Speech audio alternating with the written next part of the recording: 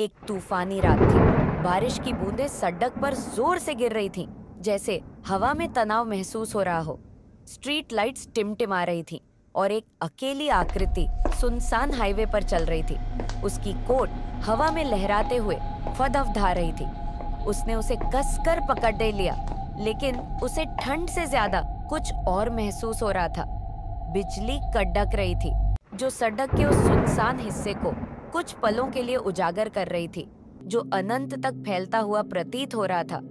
जैसे ही वह चल रही थी, दूर से आवाजें हवा में तैरती हुई आईं, जैसे वे गर्जन में डूब रही थीं। वह रुकी और अंधेरे में झांकने लगी। उसका दिल जोर से धड़कने लगा जब उसने कोहरे में छायाओं को हिलते हुए देखा। उसने अपनी रफ्तार बढ़ा दी। उसके जूते पानी में छपछपाने लगे, फुसफुसाहटें और तेज होती गईं, उसकी सांसों के साथ गूंजती हुईं। अचानक उसने उन्हें साफ देखा।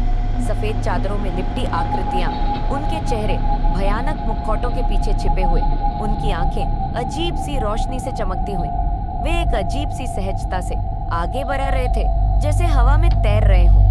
उसका दिल जोर से धड़कने लगा, क्योंकि उसने देखा कि उनकी संख्या गिनने लायक नहीं थी। उसने मुड़कर भागना शुरू कर दिया। तूफान के साथ उसकी रफ्तार भी तेज हो गई। हवा जोर से चीखने लगी और कोहरा सड़क को निगलने लगा। उसे उनका आभास हुआ वे पास आ रहे थे और हवा और ठंडी होती गई। उसके पैर जलने लगे, लेकिन उसने खुद को भागते रहने पर मजबूर किया, क्योंकि रुकना मतलब था मौत। सड़क मुद्दी और उसे एक अनजान मोहल्ले की तरफ ले गई। घर अंधेरे में छुपे हुए थे, लेकिन सभी बंद और वीरान थे। उसने दरवाजों पर दस्तक दी, लेकिन कोई नहीं आया।